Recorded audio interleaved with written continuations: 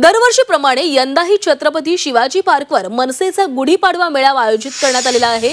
गुढीपाडवा मेळाव्यापूर्वी लागलेल्या बॅनरची जोरदार चर्चा झाली आहे, कारण मनसेच्या बॅनरवर बाळासाहेब ठाकरेंचा फोटो वापरण्यात आला होता। मात्र त्यानंतर हे बॅनर हटवण्यात आले। शिवाजी पार्कवर या मेळाव्याची जय्यत तयारी सुरू आहे। इथला आढावा घेतलाय आमच्या प्रतिनिधी मनश्री पाठक यांनी। मनसेच्या गुढीपाडवा मेळाव्याची जय्यत तयारी आता पूर्ण झालेली आहे आणि छत्रपती शिवाजी महाराज पार्क या ठिकाणी दरवर्षीप्रमाणे मनसेचा गुढीपाडवा मेळावा आता पार पडणार आहे।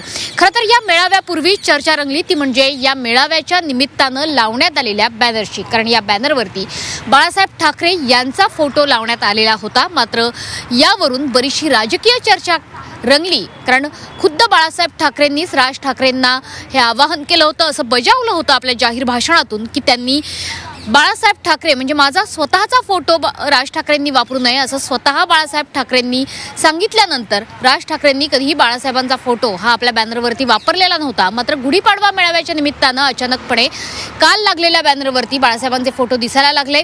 त्यानंतर शिवसेनेने एक व्हिडिओ जारी करत बाळासाहेबांचं तेच भाषण, ज्यामधून बाळासाहेबांनी राज ठाकरेंना फोटो न वापरण्याबाबत सूचना दिलेल्या होत्या, तेच भाषण जारी केलं आणि त्यानंतर बाळासाहेबांचे फोटो असणारे हे बॅनर मनसेकडनं हटवण्यात आले। तर महाराष्ट्राचा राजकीय चिखल करून ठेवलेला आहे, यावर मी गुढीपाडवा मेळाव्यात बोलेल असं वर्धापन दिनाला राज ठाकरे म्हणालेले होते। त्याच्यामुळे त्या संदर्भाने राज ठाकरे काही विधानं करतायत का, काही मोठी घोषणा होते का, याकडे आता संपूर्ण महाराष्ट्राचं लक्ष आहे।